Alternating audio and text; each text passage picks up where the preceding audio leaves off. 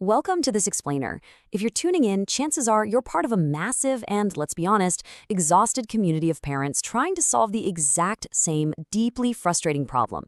You're on a journey to figure out what is truly causing your child's eczema, and today we're going to dive right into the science to uncover what's actually happening beneath the surface. Let's just start by acknowledging how incredibly exhausting this whole process is. As a parent, you've probably run through this entire checklist, right? You cut out dairy, you completely stop giving them sugar, you buy those ridiculously expensive creams, you switch all your laundry detergents and try literally every natural product on the market. And yet, despite all of that hard work, the rash just keeps coming back, the red cheeks, the dry patches, that relentless itching. You get these intense flare-ups that seem to just appear entirely out of nowhere. Now, almost everyone naturally assumes that eczema is strictly about food allergies. But what if that's actually just a tiny piece of the picture? What if, you're fighting the wrong battle entirely? Today, we are going to introduce a major paradigm shift, because understanding what's actually happening biologically can completely change the way you look at your child's skin, and way more importantly, how you treat it. Let's dive into Section 1, the frustrating food myth and why it's just so incredibly frustrating. One of the biggest reasons you probably feel so overwhelmed is the sheer unpredictability of it all. Literally, one week your kid's skin looks totally fine, and the next week, it suddenly flares up. Often, a child can eat the exact same food for months with absolutely zero problems, and then, out of nowhere, bam, they react. When that happens, it naturally leads us to desperately search for a dietary culprit.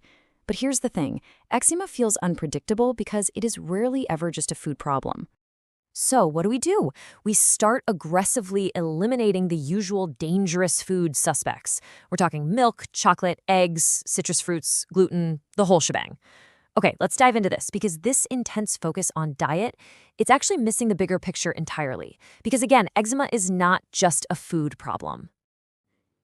When we actually contrast the popular focus on diet and food allergies with the scientific reality of the skin barrier, the environment, and immune sensitivity, everything changes. The reality is that many kids with eczema actually just have extremely sensitive skin that's reacting to multiple triggers at the exact same time. Food might be a contributing factor, sure, but the widespread belief that it is the absolute only factor is a complete myth.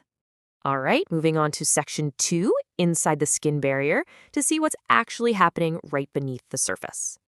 So here's how these biological steps actually play out. Step 1, a child eats a protein.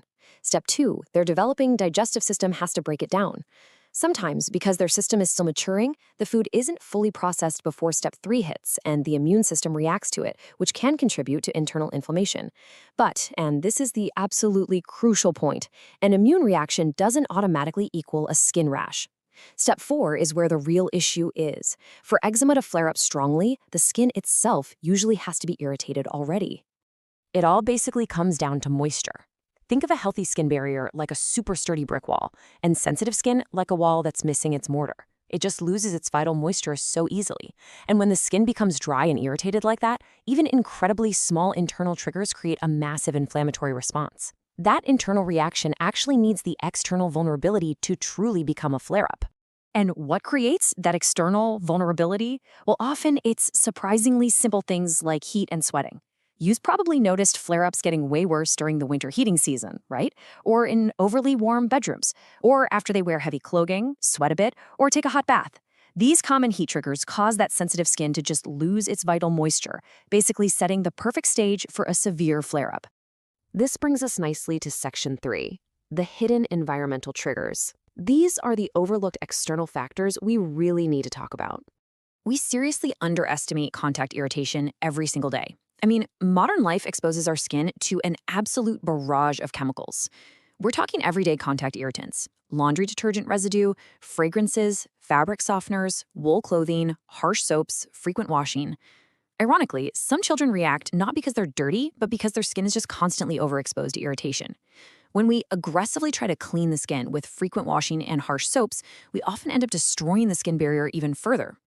And this brilliantly illustrates the vicious cycle that traps so many kids. It starts with just simple irritation. That leads to dryness. The dryness triggers intense itching. The child naturally scratches, which breaks the skin and leads to even more inflammation. And the cycle just repeats, again and again, totally independent of whatever the kid had for breakfast. Let's shift to Section 4, why many treatments fail. we're going to look beyond single causes here. You see, eczema is very rarely caused by one single thing. It's a highly complex interaction. You've got the immune system, digestion, baseline skin sensitivity, room temperature, air humidity, and environmental irritation, all colliding at once. This is exactly why two children can eat the exact same food, but only one of them develops eczema. It's a combination of factors, not just a single dietary cause. In fact, sometimes making small environmental changes improves the skin far more than aggressive dietary restrictions ever could. And there's a real danger here. A lot of families become totally trapped in a constant fear around food. Kids end up with these extremely limited diets, parents become highly anxious during every meal, and honestly, that psychological stress itself can actually worsen the physical inflammation. All right, on to our final segment, Section 5, Finding Peace and Relief, focusing on some truly actionable solutions.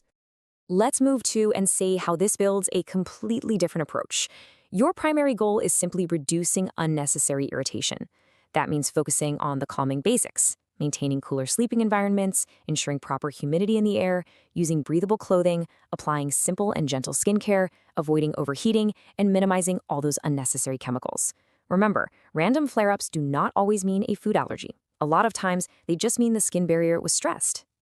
Now, we really have to warn against the absolute panic of extreme elimination diets.